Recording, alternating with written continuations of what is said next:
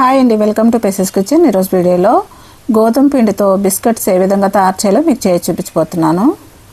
మరి ఈ గోధుమ పిండి బిస్కెట్స్ 10 నిమిషాల్లో ఎంతో ఈజీగా టేస్టీగా తయారు చేసుకోవచ్చండి.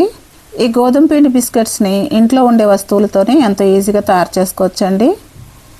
ఈ గోధుమ పిండి బిస్కెట్స్ లోపల ఎంతో సాఫ్ట్గా, పైన క్రంచీగా, చాలా టేస్టీగా ఉంటాయండి. మరి ఈ గోధుమ పిండి బిస్కెట్స్ని ఏ విధంగా తయారు చేయాలో దీని ప్రాసెస్ ఏంటి వీడియోకి వెళ్ళి చూసేయండి. ముందుగా ఒక మిక్సింగ్ బౌల్ తీసుకొని అరకప్పు వరకు ఉప్మా రవ్వ వేసుకోవాలి. ఇప్పుడు ఉప్మా రవ్వలో 1 కప్పు వరకు షుగర్ వేసుకోవాలి.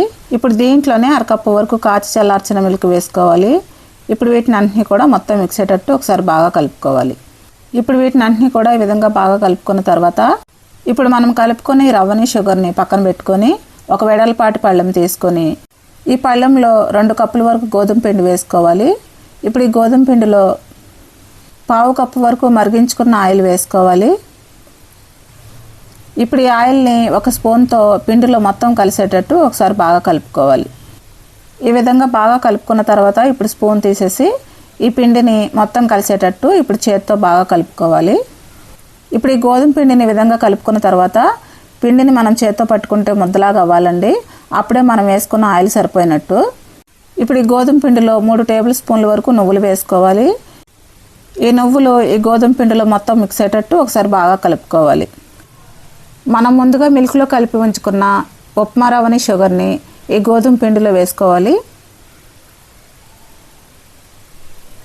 ఇప్పుడు దీంట్లోనే 1/2 టీ స్పూన్ ఇలాచీ పౌడర్ వేసుకోవాలి. దీంట్లోనే చిటికెడంత సాల్ట్ వేసుకోవాలి. ఇప్పుడు వీటిని అన్నింటినీ కూడా మొత్తం మిక్స్ అయ్యేటట్టు ఒకసారి బాగా కలుపుకోవాలి. ఇప్పుడు వీటిని అన్నింటినీ కూడా ఈ విధంగా బాగా కలుపుకున్న తర్వాత ఇప్పుడు దీంట్లోనే 3 టేబుల్ స్పూన్లు మిల్క్ వేసుకోవాలి. ఇప్పుడు ఈ మిల్క్ని వీటన్నిటిలో కూడా మొత్తం మిక్స్ అయ్యేటట్టు బాగా కలుపుకొని ఒక సాఫ్ట్ ముద్దలాగా తయారు చేసుకోవాలి.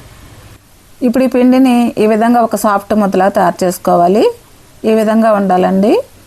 ఇప్పుడు ఈ పిండి ముద్దని 2 భాగాలుగా డివైడ్ చేసుకొని ఒక పిండి ముద్దను తీసుకొని ఈ పిండి ముద్దని చపాతీ పీట మీద పెట్టుకొని చపాతీ కర్రతో ఈ విధంగా ఒత్తుకోవాలండి.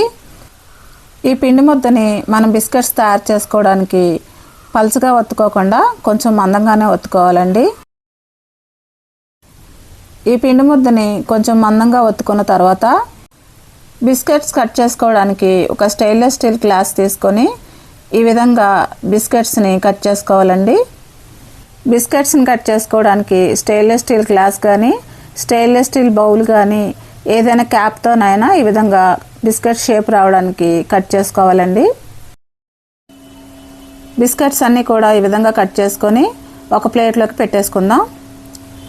చూసారు కదా బిస్కెట్స్ అన్నీ కూడా ఎంత బాగా వచ్చినాయో. ఇప్పుడు మిగిలి ఉన్న పిండిని కూడా ఇదే విధంగా బిస్కెట్స్ అన్నీ కూడా తయారు చేసుకోవాలండి.